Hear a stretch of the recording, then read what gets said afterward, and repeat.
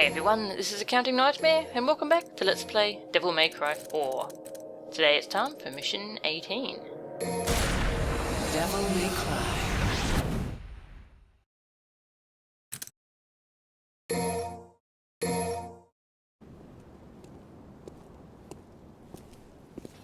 I know this thing's a major cultural artifact,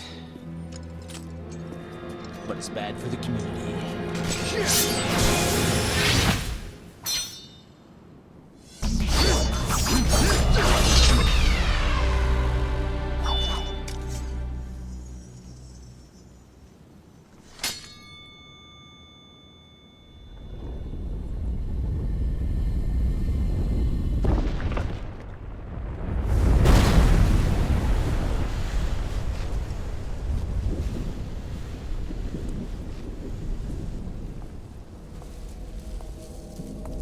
You get it back?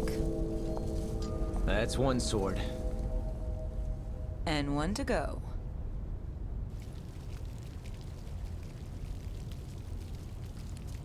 Need some company? I think you better help the others. Try to get them as far away from here as possible. Got it.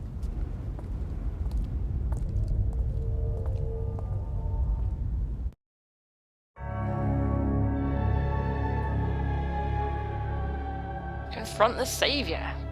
That sounds a little intimidating. And we have nothing left to buy at all, so let's go.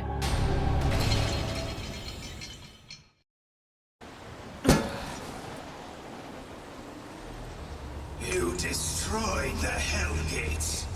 Yeah, it kinda tainted the view. So, you ready to fight now or what? You traveled this far to fight me. You could never touch the power of the Savior. Sounds like you're overcompensating. Besides, I didn't want you to get a creak in your neck for looking down at me. Silence! What would it take for you to alter your position? How about death?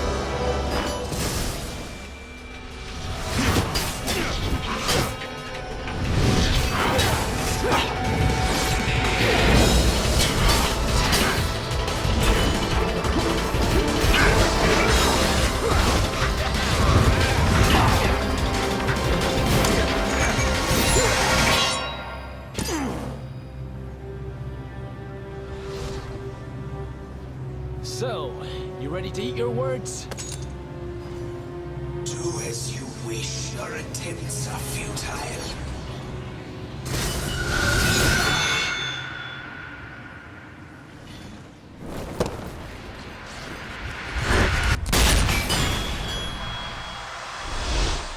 The true form must be inside. Looks like it's up to me to take care of ugly hair.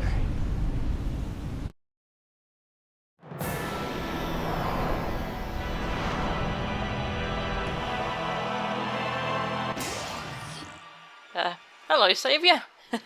And this is when we officially get Yamato. It's a little weird that it happens right here instead of in the previous mission.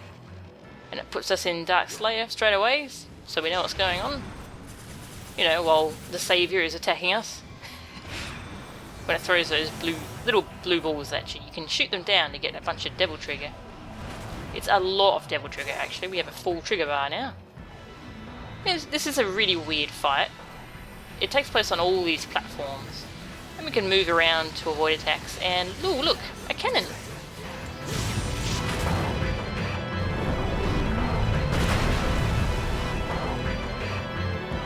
We shoot Savior right in its big dumb face. And now it activates a period in which we can get close using all these different platforms and shoot all these little crystals. We don't have to fight this alto. But the S rank requirements for this mission are actually, whoops, didn't mean to do that. They're kind of tough. So we actually do need to farm some style points from some of these enemies. If you're not going for S rank, so you can just ignore them and keep shooting all these jewels. The shotgun's really good at taking them out. And if we go this way, there's the other leg jewel. That one's usually a little tricky to get to. little more style. And if we go this way, it actually lets us get to about 3 different jewels from here. We will eventually run out of time though.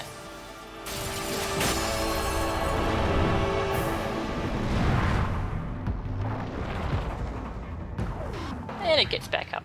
I don't know if that's just time based or if it's also if you break a certain amount of its crystals. Either way though, it's standing up again, and we can try and find another cannon. Oh, okay, that's a dead end. Never mind. So the layout of this place, I've never really gotten used to it. It changes quite a bit, and sometimes going the same way will give you a different thing from before. And yeah, when it tries to slap you, you can jump up on the arm, and it lets you get at the 2 jewels on the arm. You can also get at the head crystal.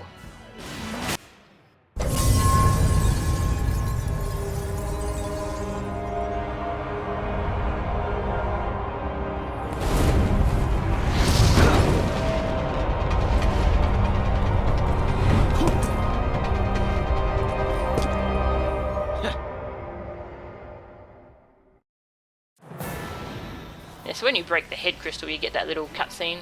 I don't think it actually means anything though. I think the fight's still the same at this point. Oh, another cannon. Oh. Oh, that was close. And that activates the falling down pose again. So now we can go get at the rest of the crystals. The trickiest crystals to get are the ones lowest on the legs. And the one on the back, which we'll get at pretty soon. Does that reach? Not quite. There we go, that's better. Get a little bit more style from this thing. Dance Macabre is excellent for farming style, especially because it doesn't kill until the final hit. So you can really get some style points out of one enemy. And there's some faults there. That's pretty annoying. Don't get caught by those.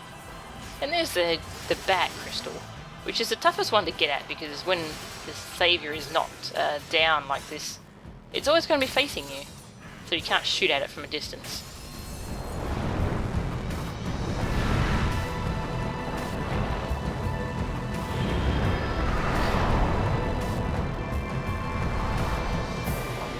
That's all the crystals dead, and oh my god, I think we should move.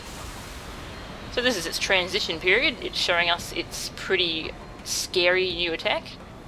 It's got some cool effects too. The whole sky darkens. It's really nice. But just keep moving to the right and you'll be fine.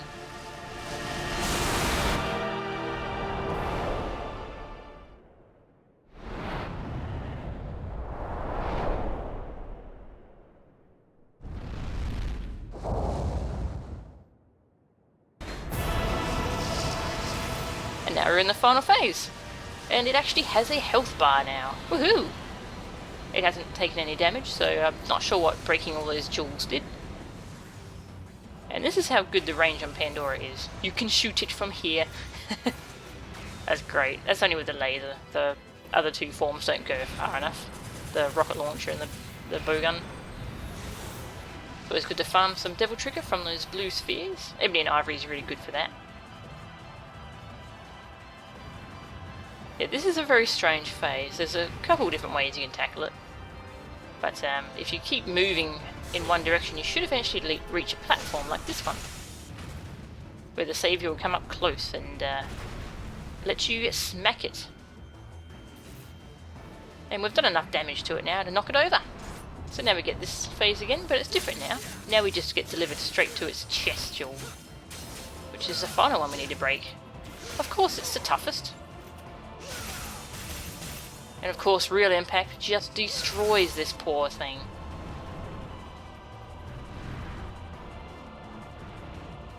Oh, it's nearly dead already. If you stay on one platform for too long, it will try and destroy the platform by punching it. And then you fall down. You don't actually take damage though, you'll just end up on a different platform. Whoop.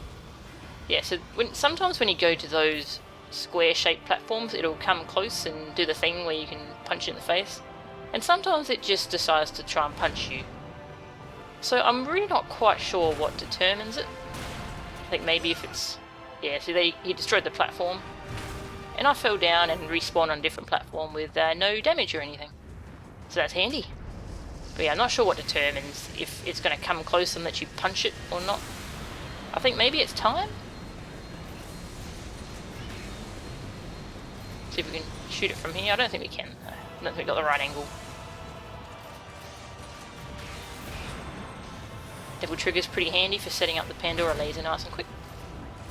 Now I don't think you can climb on the arm in this phase. Whoa! Gonna get out of there. I think it destroyed that platform. Yes, there's a lot of bouncing around in this fight with these bouncy pads. It's definitely a very strange boss fight, the strangest in the game. And okay, that's broken. I think that means that the platform I would have jumped to is destroyed, and that was actually a dead end. So now we get teleported to another platform. Basically, rule of thumb in this fight is if you have no idea where to go, just let the saviour destroy whatever platform you're on. And sometimes the platforms reconfigure. It's a strange fight. But now we can come back to this platform, and hopefully he'll come up close and let us get at his chest jewel. He's coming. Now we can say goodbye to the saviour.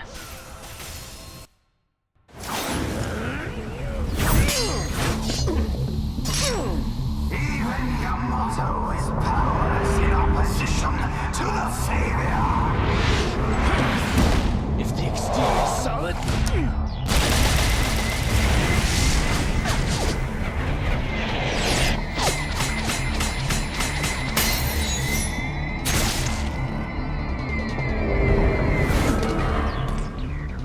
then you gotta take it out from the inside.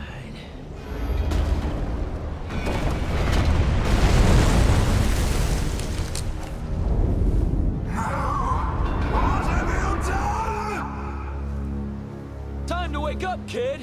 You're missing out on all the fun!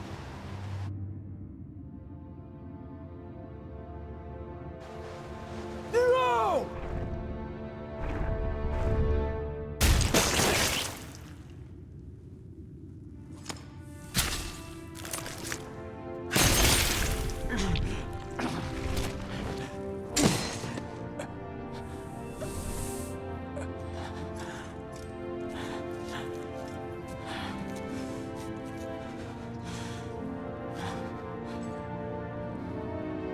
It's up to you from here, kid! An opportunity to save the world doesn't happen every day, you know? Savor it.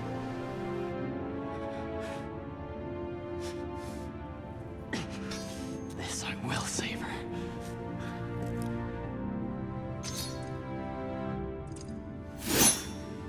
Let's clean up this mess.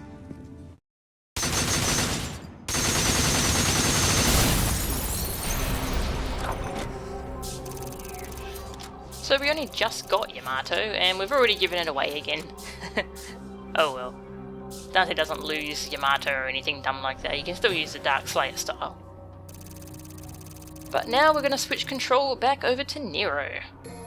And he takes the reins for the final 2 missions of the game. So you don't get to play as Dante for very long. But while you're playing as him, you do get pretty much the best cutscenes and some really crazy weapons and stuff. Also, you can play as him in the Bloody Palace, so that's pretty good. I do wish there was a bit more content for Dante to play through though. Yes, that is a strange boss fight. It takes just a lot of messing around to figure out where to go, when, and how to do this and that. There's a whole bunch of different stuff you can do in that fight too.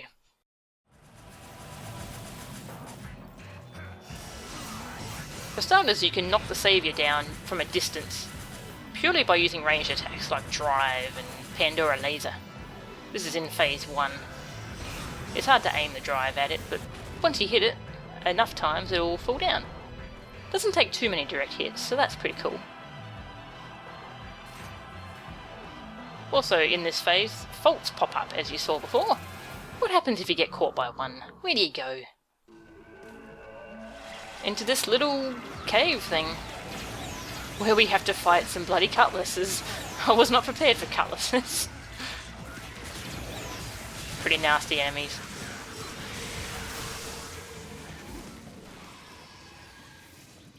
And then once they're all dead, you get a teleporter to go back to the fight. Now this room, I think it's entirely new. It's made just for this mission. Pretty nice. And then you teleport back to the fight.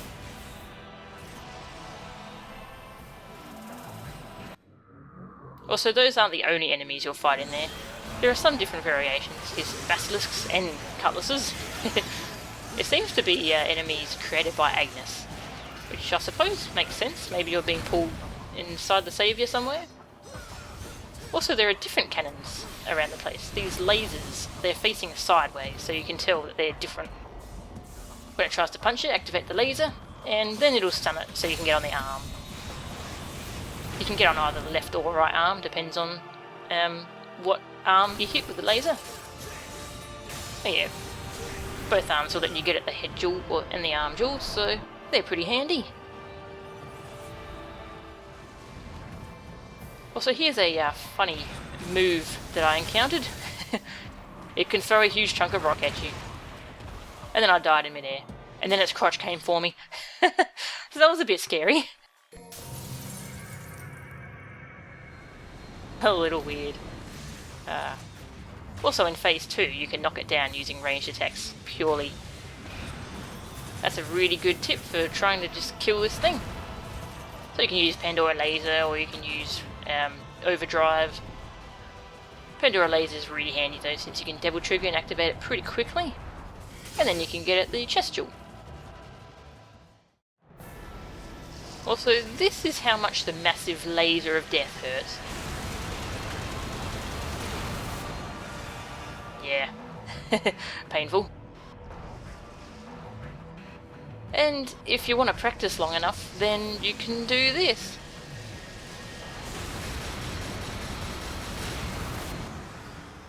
Yep, royal guard the whole damn thing.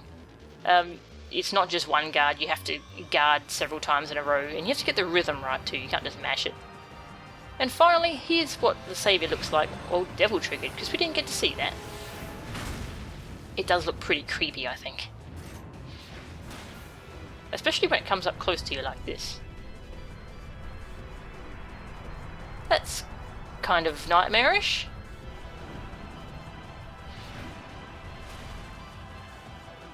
Anyway, I think that's pretty much it for that fight.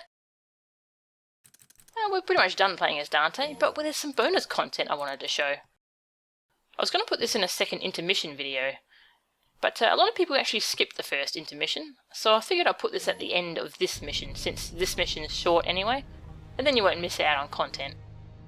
So Dante gets to fight a lot of bosses in this game, but he does have to miss out on the two best bosses, one of which is Nelo Angelo, Credo.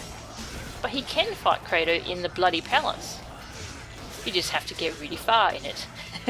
So the way the Bloody Palace works is that there's 101 floors to play through. The enemies in them are not random at all. You have to play through the same floors every time. And every 20 floors is a boss. Floor 20 is Burial, 40 is Dagon, 60 is Echidna, and 80 is Credo. And then floor 100 is Agnes, and 101 is Dante himself. So if you want to fight Credo as Dante, all you gotta do is fight through to floor 80 of the Bloody Palace, which would take several hours most likely. Yeah, it kinda sucks. Also, Credo will only be set to Son of Sparta difficulty, because the difficulty ramps up the further you get, and it doesn't hit Dante Must Die mode until after floor 80. So if you want to fight Dante Must Die mode Credo, then you can't actually do it as Dante. However, you can using a trainer called Spoiler AL. The trainer lets you set the Bloody Palace to whatever floor you want. Lets you turn off the dumb time limit in the corner. See, there's a time limit, so you have to actually kill enemies quickly as well as not dying. I really don't like the timer in this Bloody Palace. And it also lets you set Credo to Dante Must Die mode if you wish. So that's pretty great. So that's what I've done here. I've set the Bloody Palace to floor 80 and Dante Must Die mode and no timer. Again, this is using the Spoiler AL trainer. I'll post a link to it in the video description. I like doing this at the start of the Kratos fight. It rarely ever actually hits, it just looks cool.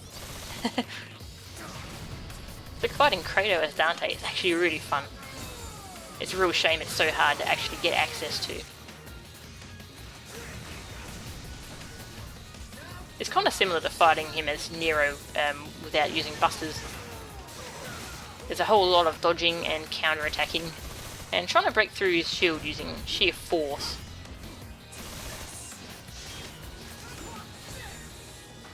That Helmbreaker attack he does, that's the best time to attack him, I think. There's a fair bit of lag time on that, and then you can get in close, and you can do some combos.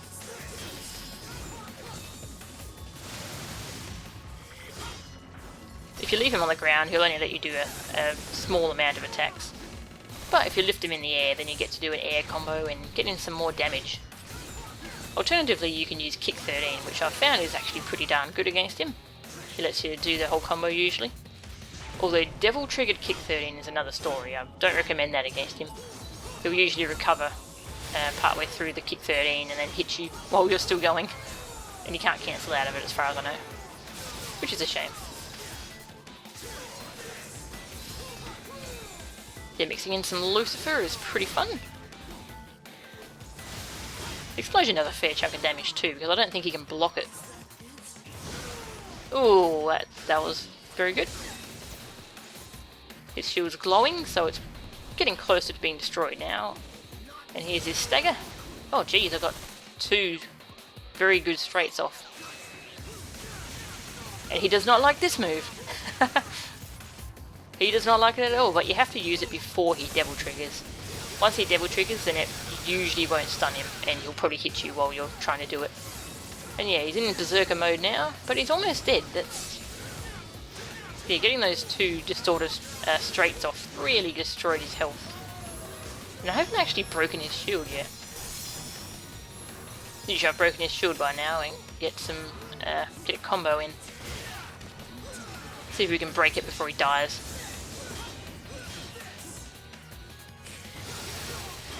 I don't think it's gonna break. It really doesn't want to.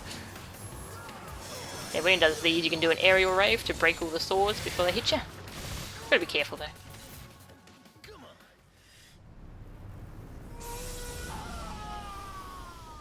Yeah, he gets a death animation that you can only see in the Bloody Palace. That's pretty cool. Yeah, you gotta be careful when you're doing an aerial rave, because sometimes he'll come and hit you while you're trying to destroy the swords.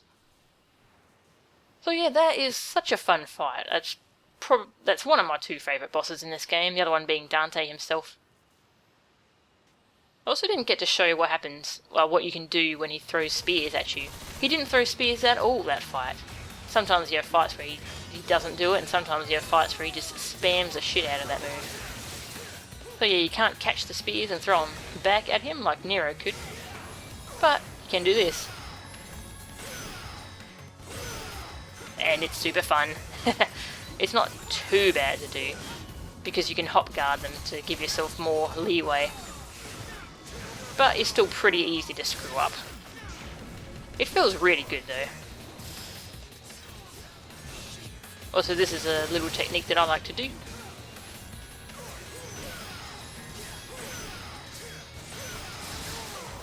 Using the lag time between guards to set up some Lucifer roses. Because why not? Lucifer's fun. Anyway, I think that's pretty much all to show when it comes to Kratos. Pretty fun fight. And you may have noticed I said the boss of floor 101 is Dante himself. So, you know what we gotta do.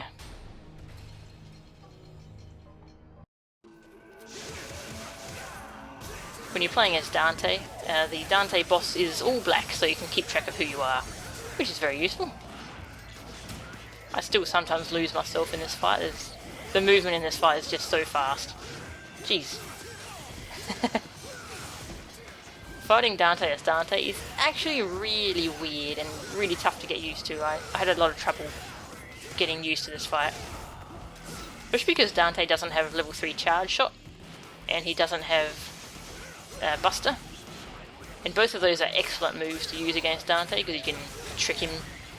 That did a fair bit of damage to him. But you can trick him into getting hit by both of those attacks for tons of damage. But Dante's heavy hitting attacks, like real impact, are a lot harder to land.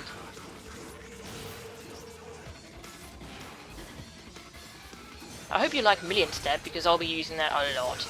It's very good against Dante. And Kick 13 is excellent against Dante. This is where the Kick 13 really shines. Mostly the non-triggered version. The triggered version can get you in a little bit of trouble. I keep going for a shocking attack, which is the ground slam. I keep hoping it'll land one day on him. It never does. And yeah, when he does the Pandora Laser, you've got a little opening to attack him. It's not a huge opening, so you do need to get in there pretty quickly.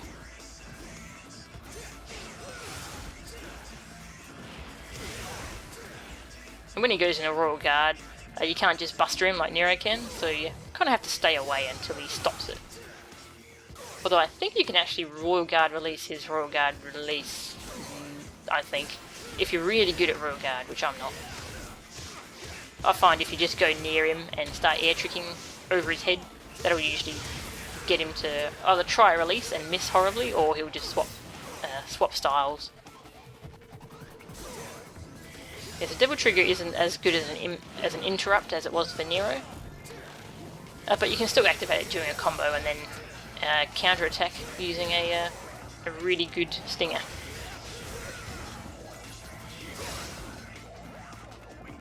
And once again, I find it's easiest to hit him when he's in Trickster mode, because he loves to just try and Trickster dash through your attack, and if you do a Million Stab, then he'll end up right in your stabs.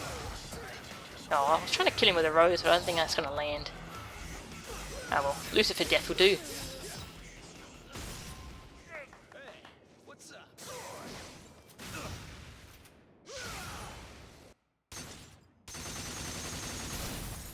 And there you go, that's a really ridiculous fight. And if you haven't used the Spoiler AL trainer to play around with these fights, I recommend you do. Of course, that's only on the PC version though, unfortunately. But it's worth it. And that's the end of the Bloody Palace. I got an A because I only fought Dante and I still got an A, so that's pretty funny. But to get an S, you'll have to actually play through the whole Bloody Palace to get enough style points. I'm not too sure how the style ranking on the Bloody Palace works, but I don't think you'll get an S if you use a super character. Yeah, that's a really tricky final boss for the Bloody Palace.